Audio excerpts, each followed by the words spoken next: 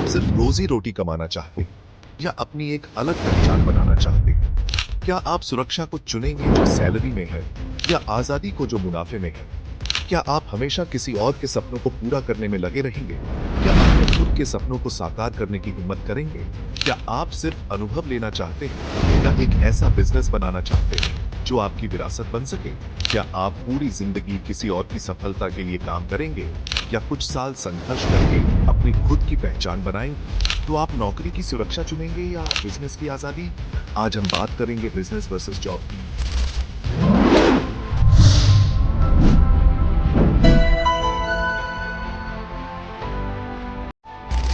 समोसे वाला और मैनेजर, एक सीख देने वाली कहानी। एक बड़ी कंपनी के गेट के सामने राजू की समोसे की दुकान थी। हर दिन लंच ब्रेक में कंपनी के कर्मचारी वहां आते और गर्मा गर्म समोसे का आनंद लेते। समोसे की खुशबू और चटनी का स्वाद ऐसा था कि हर कोई उसका दीवाना था। एक दिन कंपनी का मैनेजर अमित लंच ब्रेक में अपने साथियों के साथ समोसे खाने आया। समोसे खाते खाते उसने मजाक में राजू से कहा, राजू, तुम रोज इतने स्वादिष्ट समोसे बनाते हो और इतनी मेहनत करते हो, लेकिन सोचो, अगर तुम भी मेरी तरह पढ़ लिख कर किसी अच्छी कंपनी में नौकरी करते तो आज किसी ऐसी केबिन में बैठकर आराम से काम कर रहे। राजू मुस्कुराया और बोला, साहब, मेरी मेहनत भी किसी से कम नहीं है, बल्कि मैं तो कहता हूं कि मेरा काम आपके काम से कहीं बेहतर है। अमित थोड़ा हैरान हुआ और बोला, अच्छा, वो कैसे?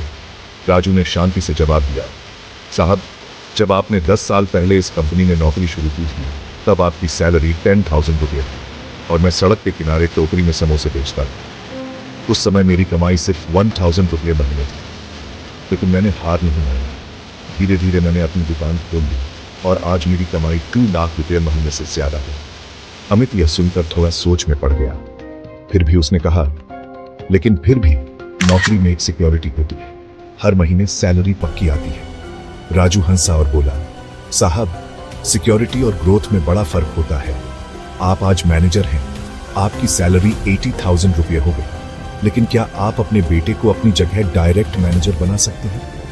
अमित ने सिर हिलाते हुए कहा, नहीं, उसे भी जीरो से शुरुआत करनी पड़ेगी। राजू ने मुस्कुराते हुए कहा, बस साहब, यही बिजनेस और जॉब का फर्क है। मेरी मेहनत का फल मेरे बेटे को मिलेगा, वह मेरी दुकान को और बड़ा करेगा, लेकिन आपकी मेहनत का फायदा आपकी कंपनी के मालिक के बच्चों को मिलेगा।